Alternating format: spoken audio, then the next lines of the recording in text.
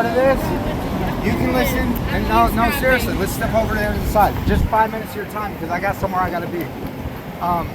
So I'm doing a documentary about my life, right? And so my life, I've been in the system since I was 10 years old. And so I'm a product of the system.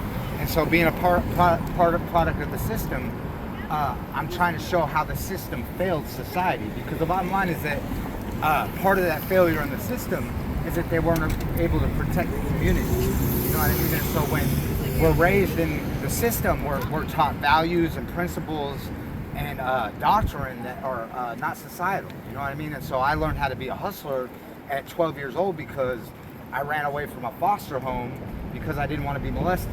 You know what I mean? And so I learned to take care of myself, right? And so those people that I was around schooled me to a set of principles and laws that weren't societal. You know what I mean? And so he was talking about the law library, and I've been in the law library, and we're like, what kind of convention is this, right?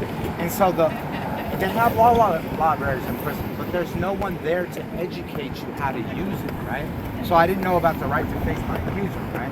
And I know that when I was in a gang, we retaliated against each other, right? Because over beefs, or just because it's cool, it's natural for us to war, whatever it is, you know what I mean? And so I got in some violence, and the guy that I assaulted, I know he wouldn't have shown up to court, but if I'd have been able to know that I had a right to face my accuser, maybe I could have got diverted somewhere else. You know what I mean? Maybe I could have got out and got into school or something, because I have mounted your defense. Right.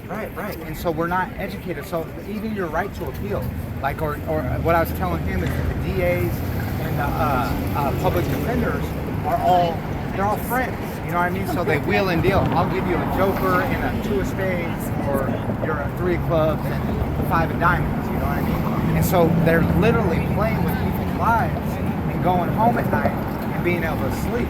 I have this poem that I wish I could share to you guys, and I'll probably share it after this, but it talks about, I did 13 years in prison, and they put me out on the streets of downtown Portland, where it was a fentanyl pandemic. And my first day out, my workout partner, I seen him on the street, and he looked good, he was dressed to the nines. So I was like, what's going on with you, man? And he said, man, I'm working. I was like, well, I need a job. He goes, oh, here, homie, I got some powder, I got some food, I'll get the gun off my head. And so that's how broken it is that's what they're doing.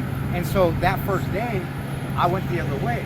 But within a week, and how hard it was to understand technology, the anxiety behind being released and not acclimated back into society. We need to be acclimated back into society. Like, if they just throw us into prison, well, we're taught a whole nother set of rules.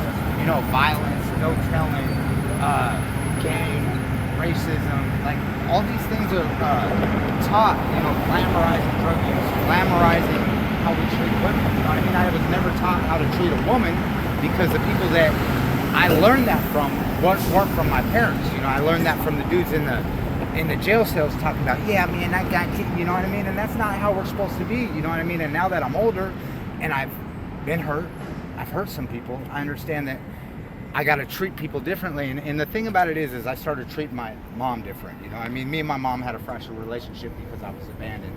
And because of a relationship I had, and I seen the way her kids were treating her, I changed the way I treat my life. And you know what saved me?